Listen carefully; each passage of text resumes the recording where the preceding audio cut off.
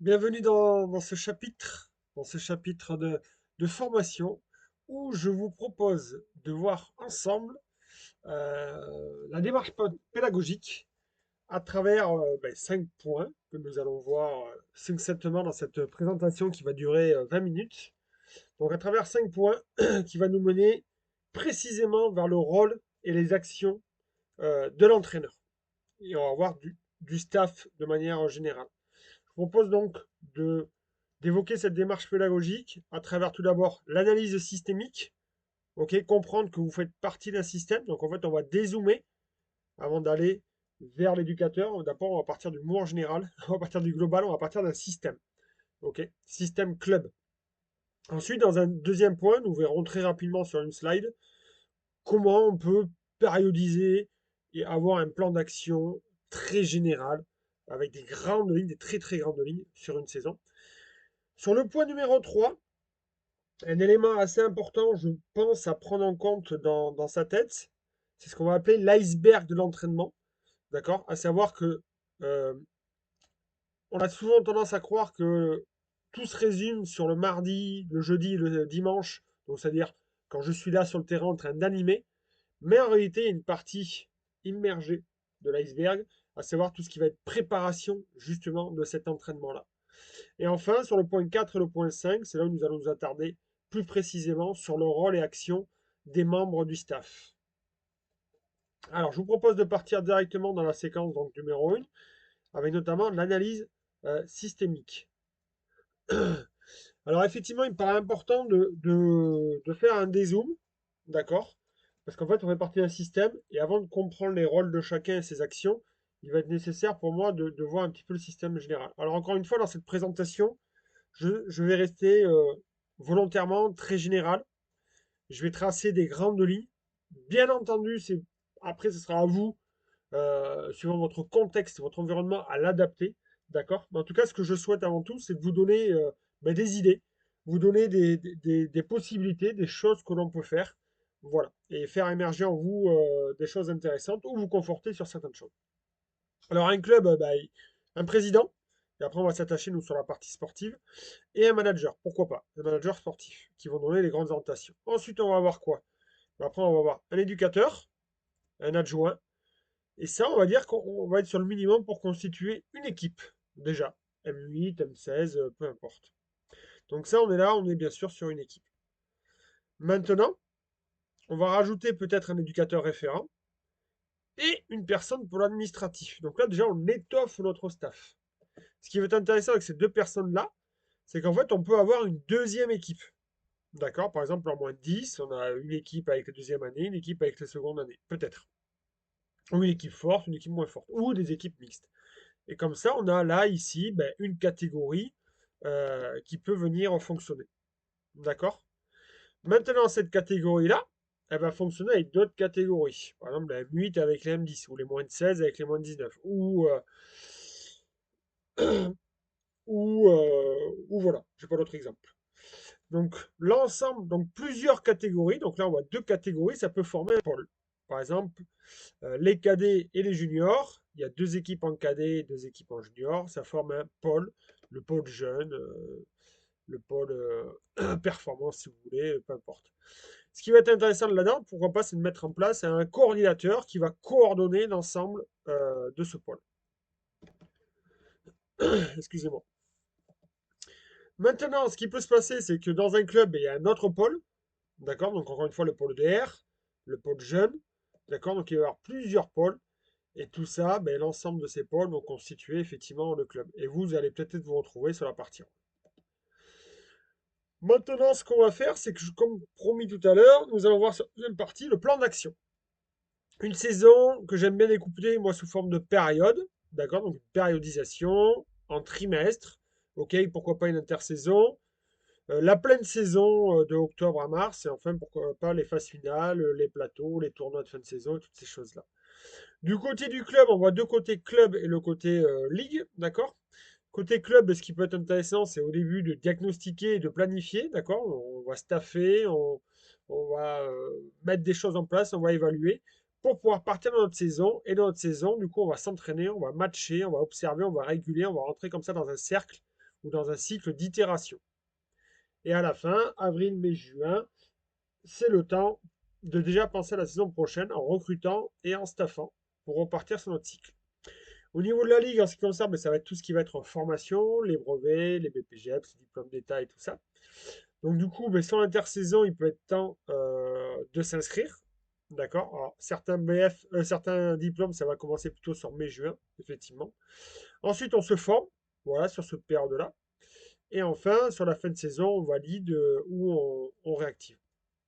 Vous voyez, encore une fois, ça c'est très très gérable. Mais je vous invite vraiment à avoir déjà ce type de vision dans votre tête ou sur papier. Et après, bien sûr, il faudra rentrer dans les détails. Maintenant, nous avons notre fameux iceberg.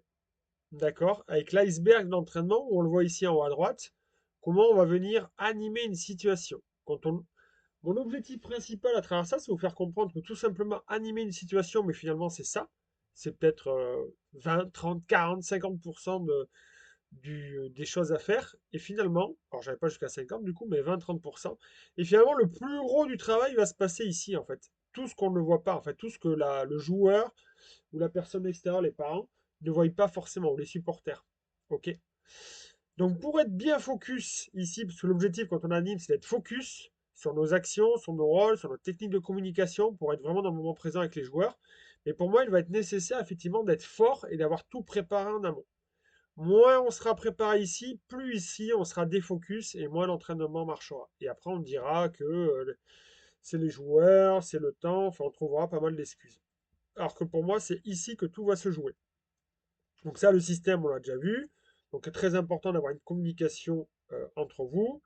Et ensuite on a notre système bien sûr de périodisation. Donc l'étape 1, on vient périodiser, on a une vision, on a des missions, on prend en compte l'environnement, on met en place une stratégie, ce qu'on a vu la slide précédente pour ensuite faire un diagnostic, donc des moyens humains, matériels, financiers. Qu'est-ce que j'ai à disposition pour enfin créer notre plan de jeu, notre projet de jeu, nos cycles d'apprentissage comme ça. Ok, certes, j'ai 3 périodes, 3, 4 périodes. Maintenant, combien de cycles je vais effectuer sur chacune des périodes? Et ensuite, on va construire des situations, ce qu'on appelle des séances d'entraînement de référence pour pouvoir faire évoluer les joueurs. Ok, et ce qui va nous permettre, grâce à ce travail-là sous l'eau, de pouvoir être très très efficace ici. Mais en fait, on a tout ce travail-là en amont. Ok. On va voir maintenant, maintenant qu'on a vu cette partie de l'iceberg, on va voir effectivement quels sont les rôles et actions. Parce que là, vous avez vu diagnostiquer, planifier, recruter, animer, entraîner. Vous pouvez vous dire, ouais, ça fait beaucoup de choses. Ça fait beaucoup de choses, effectivement, si on est tout seul. D'accord? Ça peut faire beaucoup de choses, effectivement, aussi si on n'a pas forcément les compétences, si on n'a pas forcément l'envie. D'où l'idée maintenant, en fait, de mettre en place un staff avec des rôles précis et des actions précises qui va vous permettre de répondre à tout ça, en fait. Donc maintenant, à vous de jouer. Juste avant, ce qu'on va faire, on va s'amuser juste avant les rôles de lister comme ça des actions de manière très générale, encore une fois. Ça, c'est pour vous aider, encore une fois, dans votre démarche d'entraînement. Donc, on a vu la partie un petit peu préparation. On a vu un peu la partie là où on va dire on est dans le bureau. Maintenant, on va être sur la partie un peu plus terrain. Et d'ailleurs, à vous de jouer. Donc, en fonction, donc là, on parle vraiment du rôle de l'éducateur.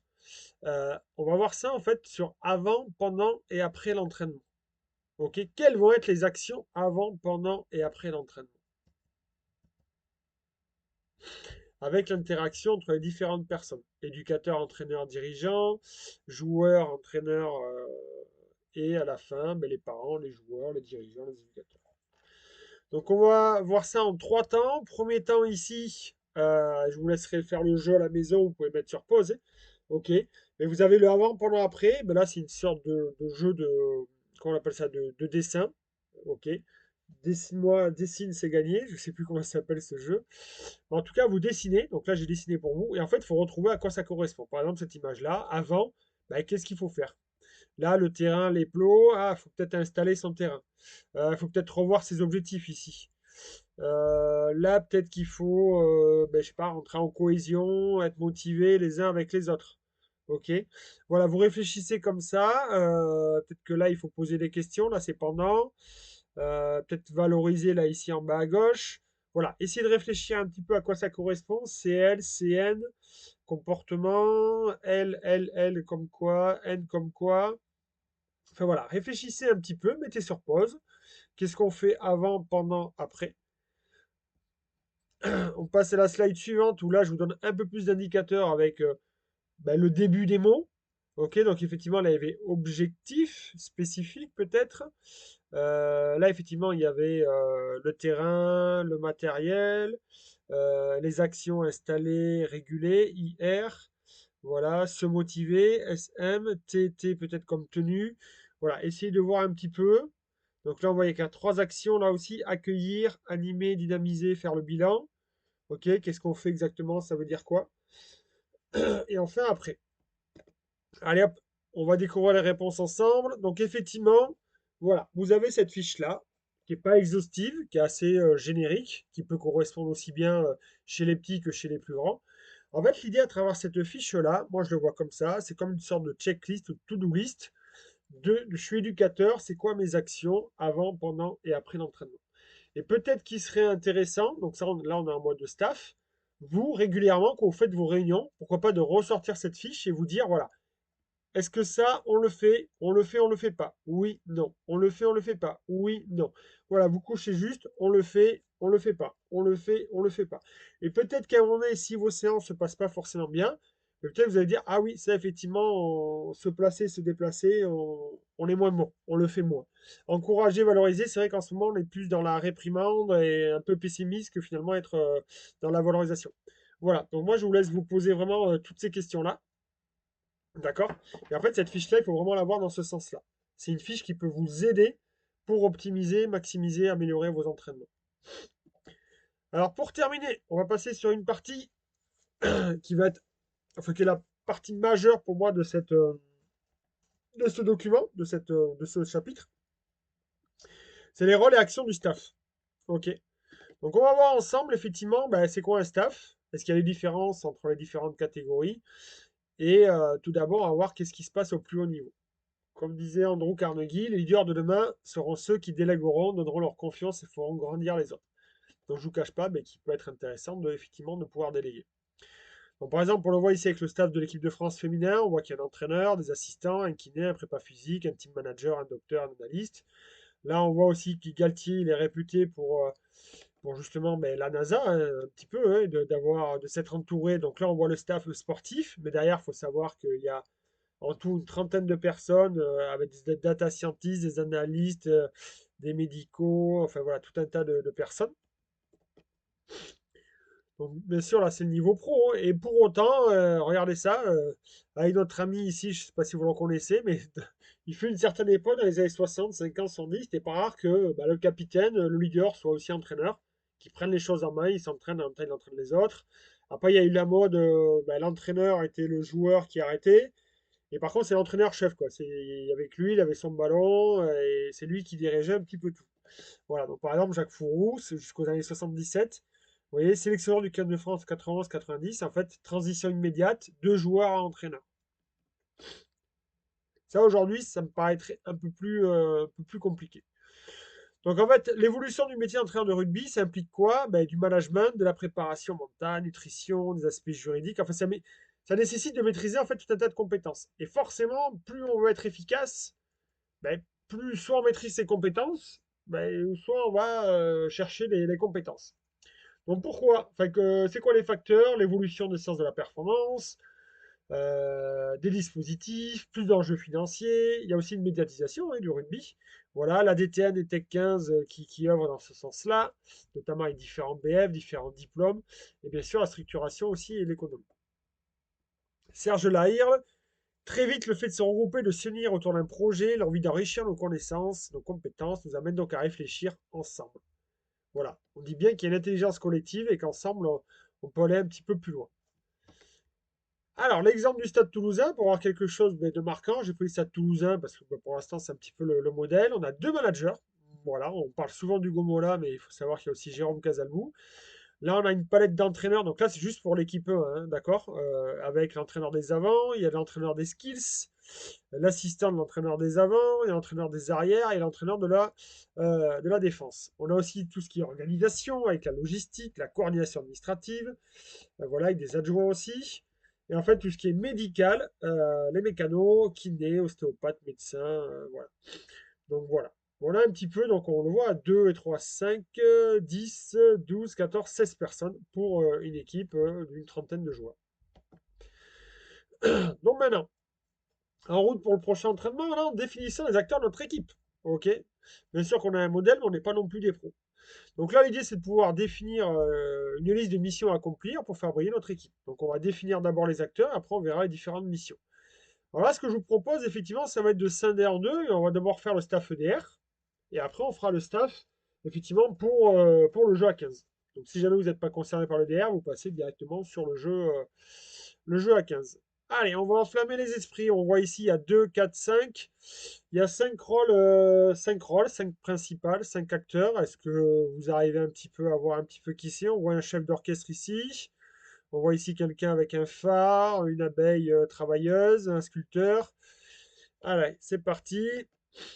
Donc effectivement, dans une équipe de rugby, il n'y a pas de passager, il n'y a qu'un équipage. Merci Pierre Villepreux. On va voir donc l'éducateur référent, comme on a pu voir tout à l'heure, l'architecte de la formation, le chef d'orchestre. Ensuite, le dirigeant administratif qui va coordonner tout ce qui va être non sportif. Et c'est lui qui va guider à travers les eaux administratifs. Ok, et bien soulager la partie sportive. Ensuite, bien sûr, il va y avoir l'éducateur, principal adjoint, artisan technique, sculpteur, ok, qui va avoir des compétences pour aider vraiment les joueurs. Avec un intendant logistique, alors lui, va gérer tout le matériel. Vous savez qu'il y a pas mal de matériel, c'est pour ça qu'on va l'appeler l'abeille ouvrière. Hein, c'est un peu la force de l'ombre, infatigable mais méthodique. Et enfin, pourquoi pas l'adjoint terrain, qui va permettre de fluidité et de sécuriser les séances d'entraînement. Voilà. Donc voilà un petit peu les différents rôles qu'on pourrait retrouver en école de rugby autour d'un pôle en fait. Autour d'un pôle. Ok. Autour d'un pôle d'une catégorie. Et plus vous êtes nombreux, plus forcément vous allez pouvoir être efficace. Maintenant, sur chacun de ces rôles-là, comme tout à l'heure sur l'avant, pendant, après, on va faire une petite to-do list. Comme ça, si jamais vous êtes éducateur référent, par exemple, vous allez pouvoir vous dire, mais voilà, qu'est-ce que je dois faire en entraînement, qu'est-ce que je dois faire en match? Est-ce que je le fais, est-ce que je le fais pas? Dans l'idée toujours de progresser, de s'améliorer. Là, je parle même pas de compétences, hein, de savoir si je suis très bon ou pas bon. C'est juste savoir est-ce que je le fais ou est-ce que je le fais pas. D'accord? Il n'y a même pas une question de réussite. Hop, donc entraînement match par rapport au chef d'orchestre, donc l'éducateur référent. Bon, vous allez voir, il y a pas mal de choses, donc je ne vais pas tout citer, c'est juste pour comprendre le principe. Hein. Encore une fois, vous avez le document et vous pourrez mettre soit sur pause ou soit prendre le document après en lien qui est téléchargeable, en ligne, enfin qui est en ligne. Ok. Mais en gros, voilà un petit peu ce qu'on pourrait dire. Définir en match, diriger l'échauffement, donner les consignes tactiques, analyser la performance de l'équipe. Ensuite, la personne administrative, pourquoi pas la liste des présences, communiquer les infos aux parents pour l'entraînement, sur le match, accueillir les équipes adverses, remplir les feuilles de match. Ensuite, l'entraîneur, l'éducateur, lui, il va être vraiment sur la partie technique, tactique, donc préparer, animer, concevoir, suivant ce qu'a dit l'éducateur référent. La partie toute logistique, notamment, très important le matériel, les ballons sont gonflés, les chasubles ne sentent pas le moisi de la dernière fois. Voilà, toutes les choses qui vont faire qu'on va se dire, ah, ça va soulager la partie sportive. Et enfin, l'adjoint terrain, hein, effectivement, qui lui pourrait installer, ranger et aider après, encore une fois, pour la sécurité des joueurs, voilà, sur les différentes choses à gérer en plus qui vont vraiment soulager. Donc voilà, là aussi, des petites cases à cocher. Hein. Vous pouvez imprimer cette fiche-là et l'avoir avec vous et savoir, voilà, est-ce qu'on est dans les clous par rapport aux actions qui sont listées ici. Bon, maintenant, ce que je vous propose de faire, c'est faire la même chose sur le jeu à 15 et puis après, on en aura terminé. Maintenant, vous avez compris un petit peu le principe. Ah, mais notamment, alors on parle plus d'éducateur, on parle d'entraîneur maintenant sur le jeu à 15. Ok. L'entraîneur qui va être responsable de la stratégie globale de l'équipe. Ok. Ensuite, on va avoir le dirigeant administratif qui va être sur le même rôle qu'en école de rugby, à quelque chose près.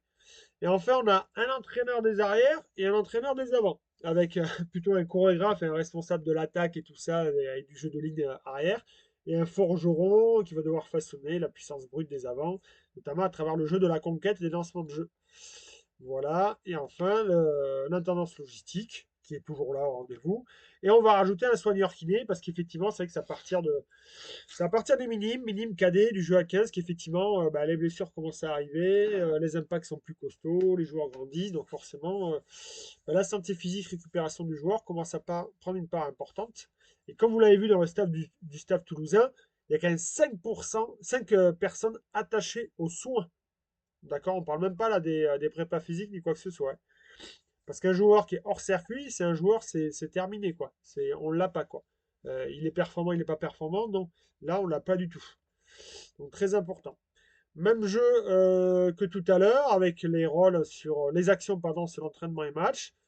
Idem, il y a quelques. Alors, c'est un peu redondant, mais il y a des petites choses qui sont modifiées par rapport à du langage et par rapport à des choses un peu plus précises. Comme là, on va plus parler de tactique, de stratégie au niveau là, plus pour voilà, le gain un petit peu du match. Ok.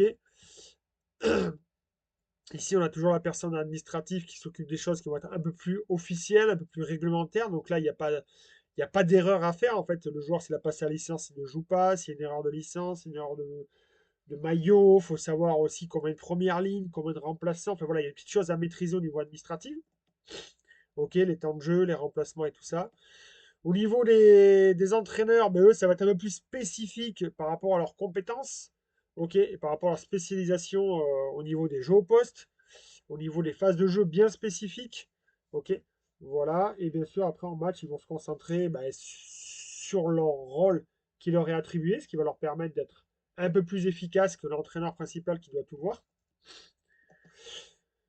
L'abeille ouvrière, ben, elle, pareil, des choses un petit peu plus précises.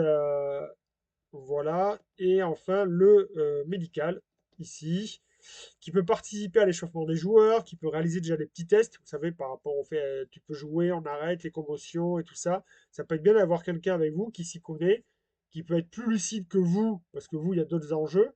Lui, il se concentre vraiment sur la partie médicale. Et du coup, il peut être amené à prendre les meilleures décisions. Et en plus, vous, ça vous décharge émotionnellement et nerveusement aussi de cet aspect-là. Et surtout, avec une personne du médical, ben, ça permet déjà d'appliquer les premiers soins et de mieux récupérer. Et c'est vraiment un gage de qualité aussi et de sécurité auprès de vos joueurs, des parents et des femmes de joueurs et tout ça. Alors, juste pour terminer, mais effectivement, alors là, je vous ai présenté, mais en fait, on pourrait aller un petit peu plus loin, mais là, je vais juste vous le présenter de manière très très rapide pour vous donner des idées, parce que peut-être que vous le faites déjà, ou peut-être que vous aurez envie de faire. Et franchement, pour moi, c'est tout à fait une possibilité. Après, c'est qu'une histoire d'opportunité, d'avoir pourquoi pas une analyste vidéo, d'accord? C'est une histoire d'opportunité, de rencontre, de se dire, bah oui, bah, ok, peut-être qu'on joue qu'en Fédéral 3, peut-être qu'on joue qu'en KD Junior régional. Mais ouais, mais peut-être qu'on peut avoir une analyse vidéo, hein, s'il y a un jeune qui veut faire ça, ou quelqu'un parce que ça lui plaît et tout ça. Pourquoi pas? On peut avoir un prépa physique, hein. C'est toujours ça qu'on délègue, un prépa mental, effectivement, qui voudrait lui aussi se perfectionner. Même une nutritionniste, un data scientist, et pourquoi pas même un team manager. Alors, un team manager, là, quand je l'ai mis ici, ah, ok, mais ça correspondrait aussi peut-être au coordinateur que j'ai expliqué en tout début de présentation, ok, qui va vraiment superviser et être garant du projet sportif, ok, le capitaine du navire, qui lui va pas forcément se concentrer que sur le résultat brut, d'accord, et l'aspect j'ai gagné, j'ai perdu, mais lui va avoir une vision à plus long terme et surtout une vision plus sur vraiment la formation et le développement euh, de l'ensemble du club et de ses équipes. Alors voilà un petit peu ce que je pouvais vous amener comme information sur cette démarche d'entraînement. On terminera par un petit jeu que vous pouvez faire ici si ça vous dit. C'est un petit entraînement que là on peut faire ici sur ce style de jeu. Et après vous allez retrouver un QCM, un petit jeu pour valider ce chapitre. Voilà. Allez, rendez-vous dans le prochain chapitre.